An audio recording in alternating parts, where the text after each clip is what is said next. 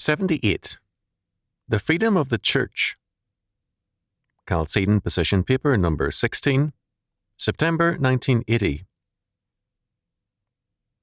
We are today being subjected to a steady attack on churches, Christian schools, and other Christian activities. With this assault goes an attack on the First Amendment. At the same time, when evangelical ministers and church groups call attention to serious moral problems in our political affairs, or oppose abortion or homosexuality, for example, they are widely attacked for violating the First Amendment. It is important, therefore, to understand the basic purpose of the First Amendment. Let us remind ourselves of the text of that law. Congress shall make no law respecting an establishment of religion, or prohibiting the free exercise thereof, or abridging the freedom of speech, or of the press, or the right of the people peaceably to assemble, and to petition the government for a redress of grievances. First of all, there is no mention of the separation of church and state. This amendment did, in fact, separate the federal government and the church, but not the various states in the church. In the years that followed, separation became a fact gradually in every state. This separation is a fact which I believe we must welcome. It was a necessary consequence of the amendment, but it was not its stated and primary purpose. Second, this amendment does not separate religion and the state. Such a separation is impossible. Every law is an expression of morality or procedural thereto. Laws express moral concern. All morality is an aspect of religion. We have a Buddhist morality and law, Islamic morality and law, humanistic morality and law, and so on. Every law order is an establishment of religion. What we are seeing is the progressive attempt to disestablish Christianity and to establish humanism. Our state schools are the religious establishments of humanism, and our courts, television, films, and press reflect humanism. We must avoid a church establishment, but we cannot escape a religious establishment or foundation in this country, or in any country. Third, the First Amendment, in speaking of an establishment of religion, was using the language of its day. It meant an established church. Robert Allen Rutland, in his study, The Birth of the Bill of Rights, 1776 to 1791, 1955, called attention to the fact that the clergy of the day demanded this amendment. They were not alone. Thus, the focus of the First Amendment is on the disestablishment of the church. We cannot understand their thinking unless we realize that the colonists, whether British, German, Dutch, Swedish, French, or anything else, had a European background. They usually had a horror of a state-imposed church. They saw serious problems in any such church. A state church easily becomes a controlled church.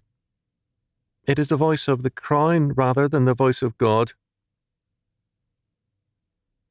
In England, first the monarch, beginning with Henry VIII and then Parliament, was the head of the church. Americans wanted no such church. As a matter of fact, Karl Breidenbach, in Mitre and Scepter, Transatlantic Faiths, Ideas, Personalities and Politics, 1689 to 1775, 1962, held that a fundamental cause of the War of Independence was the American fear of a forthcoming plan to force the Church of England and crown-appointed bishops on all the colonies. This led to war, and also to the First Amendment.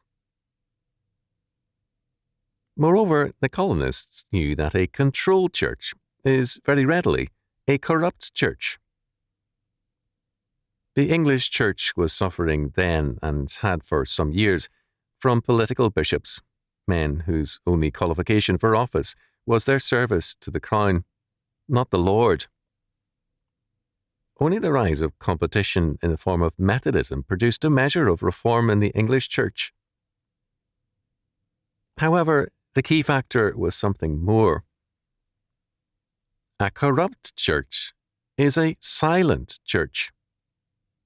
The colonists were very much accustomed to a vocal church, plain spoken in its criticism of moral and political trends. More than a few scholars have seen the origin of the War of Independence in the Great Awakening. The alarms sounded by the colonial clergy were a major factor in arousing a moral resistance among colonists.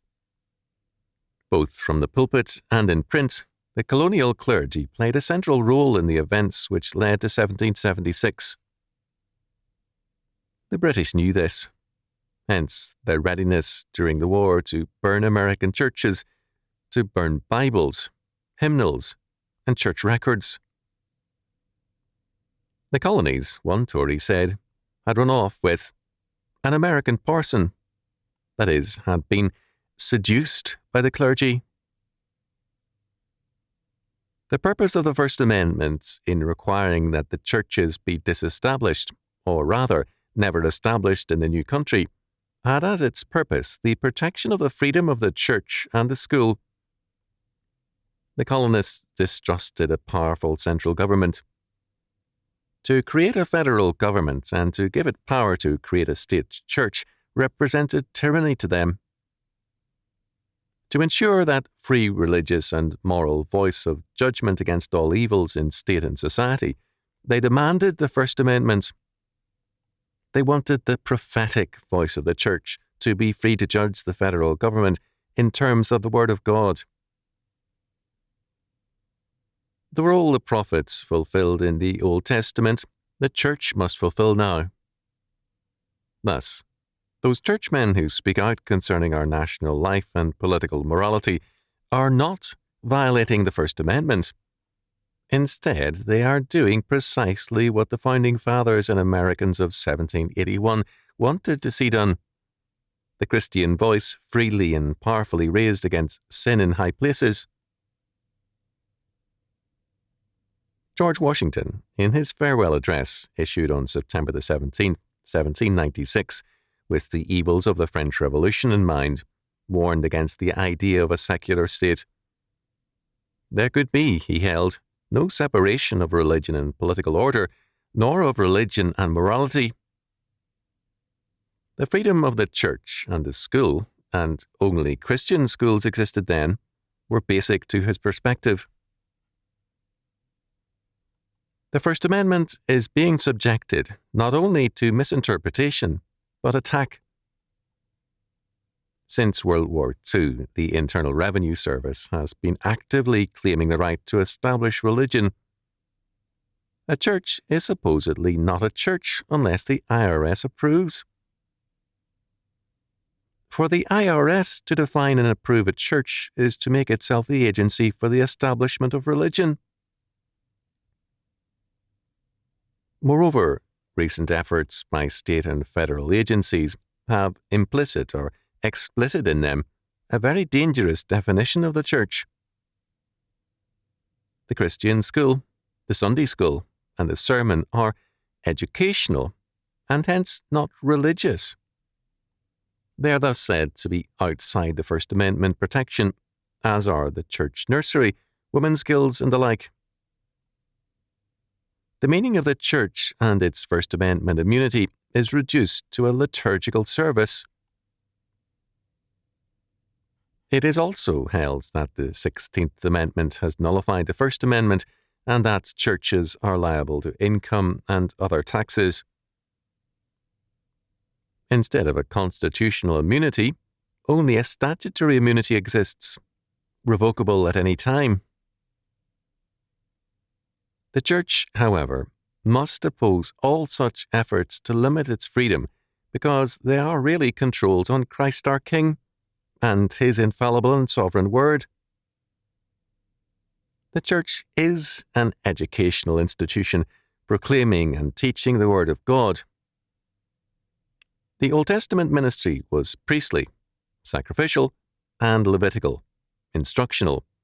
Deuteronomy chapter 33, verse 10. The New Testament ministry is a continuation of the Levitical, and instruction of every kind is basic to its life. It has been pointed out that the clergy of the day led in the demand for the First Amendment. They had come to see that the Lordship of Jesus Christ requires a church free of all status controls. The church must be able to speak freely and boldly in terms of the law word of God. All attempts to silence the Christian voice must be seen as a denial of God's crown rights over all men. Those who try to silence the church in the name of the First Amendment are not ready to silence pornography or anything else, save God's word. The First Amendment requires freedom of speech, freedom of press, assembly, and petition. All these are related to freedom of religion. Most publications then were Christian. The church was the meeting house, the place of assembly, petition, and free speech. It was not accidental that all 5 factors are linked together in the First Amendment. They are linked together in life. They still are, in that all presuppose a faith and a conviction which demands expression and acts upon its convictions. The church cannot be silent without sin. It must speak, write, assemble, and petition in terms of the crown rights of Jesus Christ. His lordship is total and cosmic. Not only the church, but every man, every state, every school, and every aspect of life must either serve him or be judged by him. He is the Lord. The Crisis, September 1980. There's an old folk tale about a man on board an old sailing vessel who was asked to go to the other end of the ship to give help. The ship had sprung a leak, and men were needed to man the pump and do emergency work.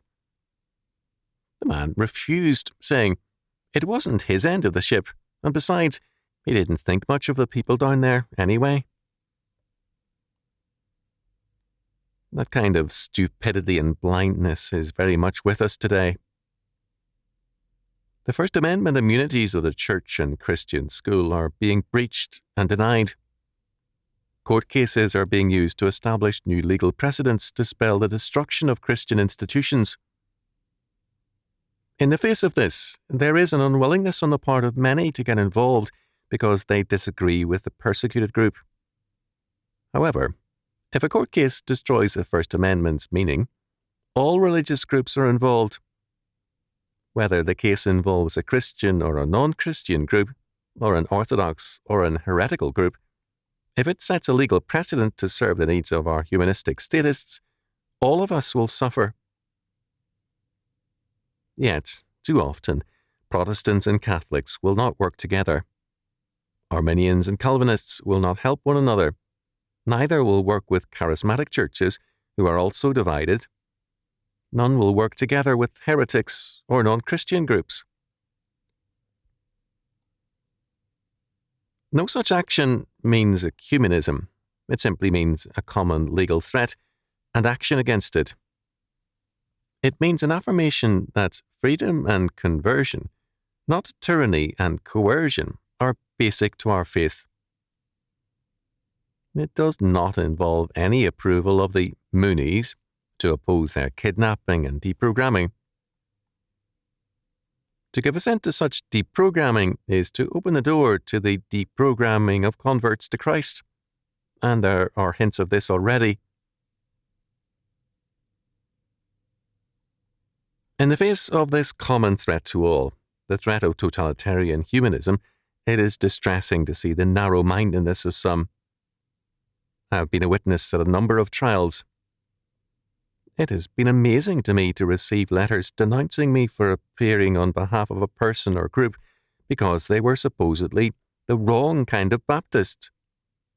Even worse are those, quote, spiritually minded, end quote, people who favour surrender to resistance and insist on calling it holiness.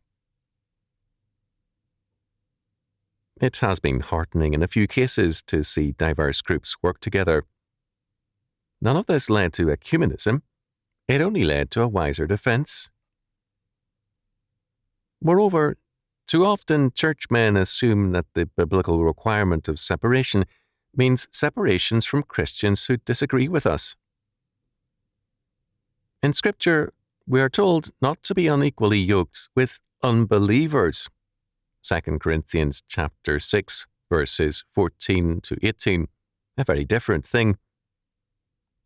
What is condemned by Paul is an unequal or subservient yoking, and a belief that there is a common ground between believers and unbelievers in themselves. To face an enemy on the shores of our country or in our courts does not uphold a common religious faith, but simply deals with a threat to one and all